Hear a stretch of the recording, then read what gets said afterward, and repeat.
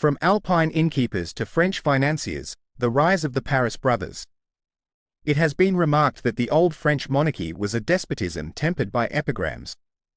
Yet, if mere epigrams were the only counterbalance, the despotism of the later French kings might not have endured as long as it did.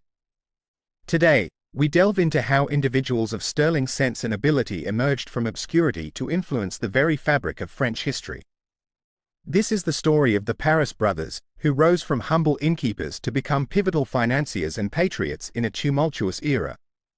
To comprehend the significance of the Paris brothers' ascent, we must first understand the milieu of the late 17th and early 18th centuries under King Louis XIV. France was characterized by absolute monarchy, where the whims of the ruler often dictated the fate of the nation. The political climate was fraught with intrigue, war, and financial strain.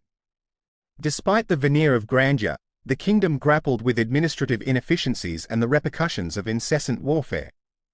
Nestled at the base of the Alps near the Franco-Swiss border stood an unassuming inn bearing the sign, St. Francis of the Mountain. Owned by Pierre Paris, an astute and industrious man, the inn catered to travelers and local farmers alike. Pierre, alongside his 4 sons, Antoine, Claude, Joseph, and Jean, led a life marked by diligence and familial unity. Their existence was modest, with aspirations confined to their mountainous abode, unaware of the destiny that awaited them. In 1691, amid the war between France and Savoy, logistical challenges beset the French army.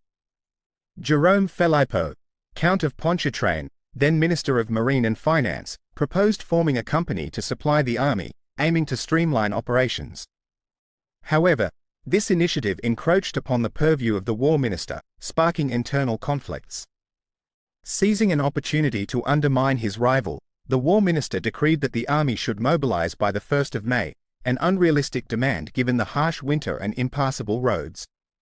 Faced with the impossible task of delivering 30,000 sacks of flour under threat of severe repercussions, the contractor's agent sought counsel from Pierre Paris, whose reputation for resourcefulness was well known. Upon consulting with his sons, Pierre Paris devised a bold plan.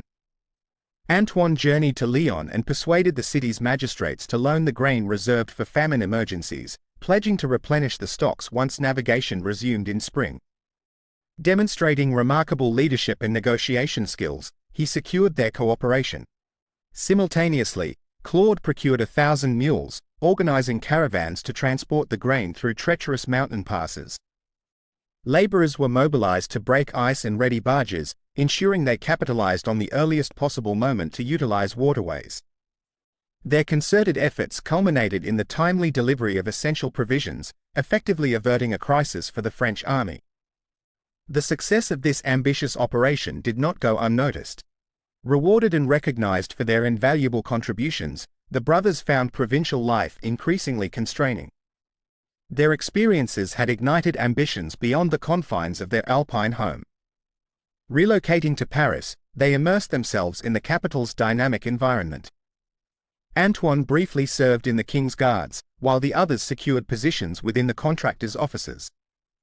By leveraging their expertise, they swiftly ascended the ranks, eventually establishing themselves as prominent army contractors and financiers. Their reputation was built upon unwavering integrity, strategic acumen, and an indefatigable work ethic. The dawn of the 18th century saw France embroiled in the War of the Spanish Succession. The nation faced devastating defeats at the hands of the Allied forces led by the formidable Duke of Marlborough. Amidst this turmoil, the Paris brothers were entrusted with the Herculean task of provisioning the French army. Between 1707 and 1710, they were responsible for supplying over 180,000 soldiers in the field and an additional 20,000 in garrisons. Despite the government's inability to provide adequate funding, often resorting to depreciated promissory notes, the brothers remained steadfast. On multiple occasions, they depleted their capital and staked their personal credit to ensure the army's sustenance. Their credibility was such that Samuel Bernard, the era's preeminent banker, extended substantial loans based solely on their personal assurances. These funds, at times totaling 3 million livres, were crucial in maintaining the army's operational capabilities. The Treaty of Utrecht in 1713 brought peace but also revealed the dire state of France's finances. King Louis XIV's death in 1715 left a debilitated economy, with state bonds trading at a fraction of their face value. The regency of Philippe II, Duke of Orleans, ushered in the ill-fated experimentation with paper money under John Law's Banque Générale and the Mississippi Company. The speculative bubble burst in 1720, erasing fortunes and plunging the economy into chaos. Amidst this financial maelstrom, the Paris brothers, particularly Joseph Paris, later known as Paris d'Averny, embarked on the monumental task of stabilizing France's finances. Through meticulous debt consolidation, introduction of rational fiscal policies, and restoration of confidence in the state's obligations, they played an instrumental role in averting economic collapse. Their efforts laid the groundwork for the relative prosperity France enjoyed in the ensuing decades.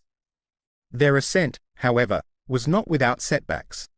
Courtly machinations following the regent's death led to their persecution. Accused under dubious pretenses, Paris d'Averny and his associates were imprisoned in the Bastille for 2 years under harsh conditions, while his brothers faced exile. Yet, their resilience prevailed. Upon release, they resumed their influential roles. Paris d'Averny's vision extended beyond finance. He championed education and military competence. His most notable contribution was the establishment of the École Militaire in 1750, designed to train officers from less privileged backgrounds. This institution, reflecting Enlightenment ideals, aimed to professionalize the French military and democratize opportunities within its ranks. Enter Pierre-Augustin Caron de Beaumarchais, watchmaker, inventor, musician, playwright, and a man of boundless talent. Serving as music tutor to the daughters of Louis XV, Beaumarchais occupied a unique position within the court's inner circles. Recognizing mutual benefits, Paris d'Averny enlisted Beaumarchais to advocate for the École Militaire.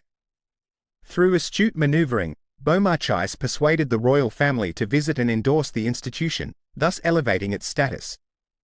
In gratitude, Paris d'Averny mentored Beaumarchais in finance, granting him stakes in lucrative ventures. One such involvement yielded Beaumarchais a profit of 700,000 livres, a staggering sum that solidified his wealth.